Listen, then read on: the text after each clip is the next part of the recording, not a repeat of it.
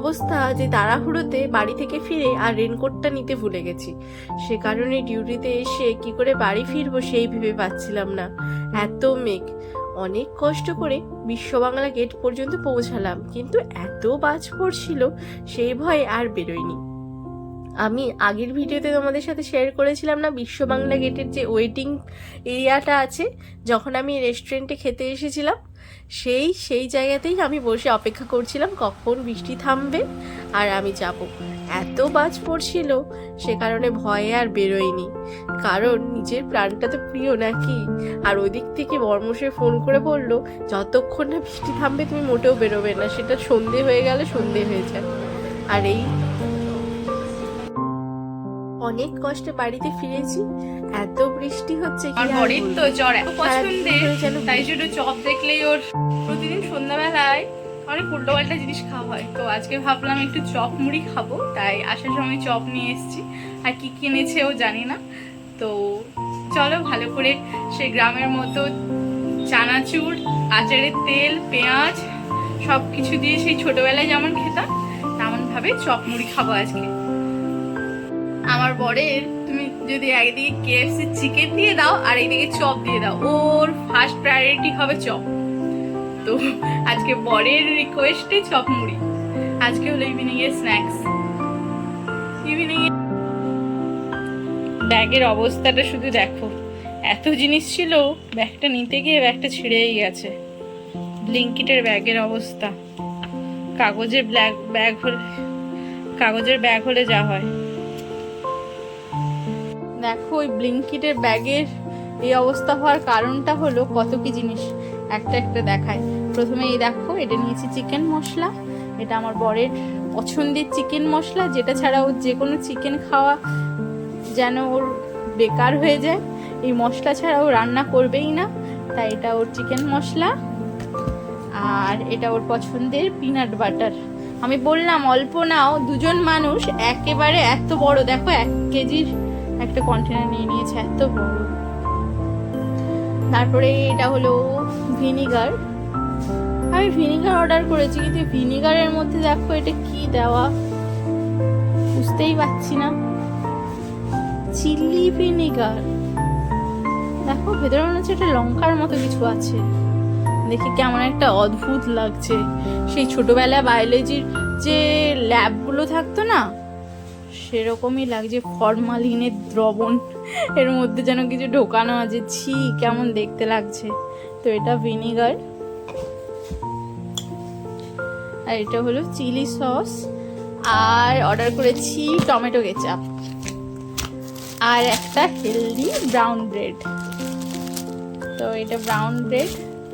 আর বেসন শেষ হয়ে গেছিলো, তাই এখানে বেসন অর্ডার করেছি। আর এত বড়, যার কারণে প্যাকেটটা ছিঁড়ে গেছে, এত বড় 5 কেজির আশীর্বাদ আটা। এইগুলোই ছিল আজকে ব্লিঙ্কিটের অর্ডার। চলো এগুলো গুছিয়ে রেখে দিই। মানে মুড়ি গোছাতে এত চানাচুর দিয়ে, ভাবতে পারছো মানুষের গ্যাস হওয়ার মেন কারণেই চানাচুর। আর একে যে চানাচুর থেকে দূরে করবে সেটা কিভাবে, ওটা আমি জানি না। এ দেখো কত চানাচুর, আর মায়ের হাতের বানানো আম তেলের আচার। এটা স্মেলটা এতটাই সুন্দর, মুড়ির টেস্টটা 1000 গুণে বেড়ে যায়। আর একজন দেখো পেঁয়াজ কেটেছে কত সূক্ষ্ম সূক্ষ্ম করে। আর এখানে এটা মোস্ট প্রবাবলি এটা মোচার চপ, এটাও না, এই দুটো হলো আলুর চপ, আর এটা হলো ভেজিটেবল চপ। এটা আমার জন্য, আমার দুটো ভেজিটেবল চপ, আর ওর দুটো চপ। আর এই দেখো কাঁচা লঙ্কা, চানাচুর, আচারের তেল দিয়ে মুড়ি, জাস্ট অসাম। বৃষ্টির দিনে এই চপ মুড়ি খাওয়ার একটা আলাদাই মজা। এই চপ মুড়ি বলো বা গরম গরম পকোড়া, এই বৃষ্টির সাথে যেন জমে যায়। সত্যি কথা, বৃষ্টি হলে এই মনটা শুধু পকোড়া খাওয়ার ইচ্ছে হয়। পকোড়া শুধু বলবো না, তেলে ভাজা খাওয়ার ইচ্ছে। সেই জন্যই আমরা দুজন বসে গেলাম চপ মুড়ি খেতে। আর দেখো অনবরত যেন বৃষ্টি হয়েই চলেছে, চারিদিকটাই জল জমে যাচ্ছে, এত বৃষ্টি হচ্ছে। আর এই বৃষ্টিতে আমার ব্যালকনির গাছগুলো দেখো কত সুন্দর জল পেয়ে সতেজ হয়ে উঠেছে। আর এই এখানে একটা পেঁপে গাছ হয়েছিল, আর এই পেঁপে গাছের রহস্য তোমাদেরকে তো বলেইছি। আমি পেঁপে খেয়ে বীজগুলো ফেলে দিয়েছিলাম, আর সেখান থেকে দেখো গাছ হয়ে গেছে, আর গাছটা এত বড় হয়ে গেছে। রোদ পাওয়ার জন্য ব্যালকনি থেকে মাথাটা বের করে নিয়েছে পেঁপে গাছটা। দেখো পাতার উপরে জল পড়াতে কত সুন্দর লাগছে, তাই না? আর বলো না, এই গাছগুলো আমি আর ব্যালকনিতে রাখতে পারবো না। এখানে দেখো একটা উচ্ছে ধরেছে, উচ্ছে বা করলা যাই বলো, আমি এর ডিফারেন্সটা কি সেটাও জানি না। আমি ওই বীজটা ফেলেছিলাম, আর সেটা থেকে গাছ হয়ে করলাও ধরে গেছে। আর আমার এই করলা এত পছন্দের, করলা সেদ্ধ বলো বা ভাজা বলো আমার খুব পছন্দের। ছোটবেলায় আমার ঠাকুমার সুগার ছিল, তো এই করলা প্রতিদিনই হতো, সেদ্ধ বলো ভাজা বলো আমার আর ঠাকুমার জন্য। আর এখন তো ঠাকুমা নেই, আর ঠাকুমার সেই রীতিনীতিগুলো আমি মনে হচ্ছে বহন করে চলেছি। করলা আমার খুব পছন্দের। আর বৃষ্টির পরের আকাশটা দেখলে কত সুন্দর লাগছে।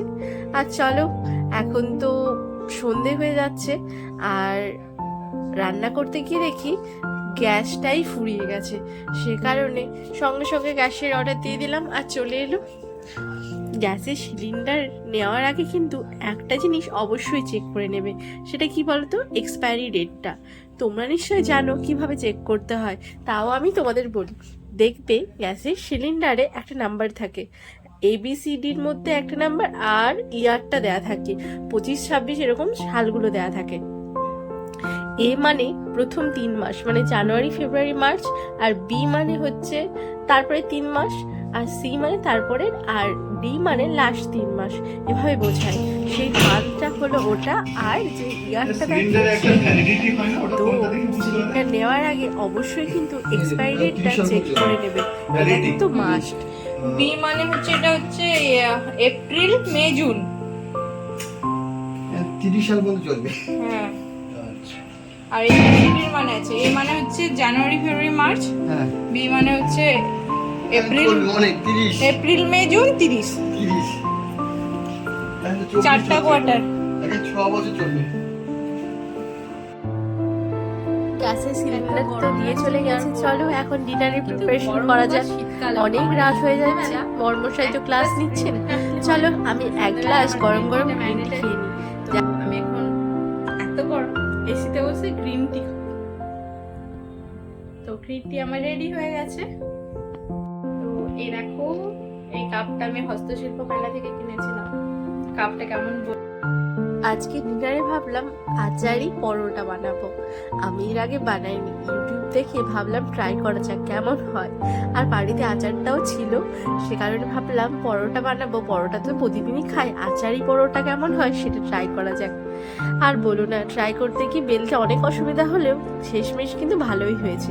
আর তার সাথে ছিল চিকেন কষা।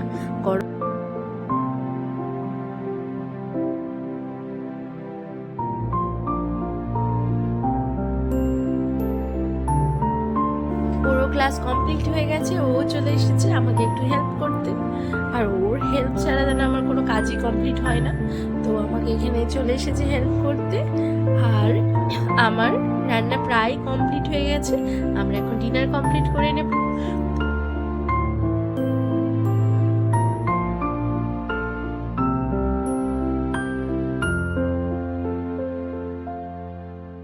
ভিডিওটা ভালো লাগলে আমাকে কমেন্টে জানিও, আর এরকমই ভিডিও দেখার জন্য আমার চ্যানেলটাকে সাবস্ক্রাইব করে নিও। সবাই খুব ভালো থেকো, দেখা হচ্ছে পরের ভিডিওতে। চলো টাটা, বাই বাই।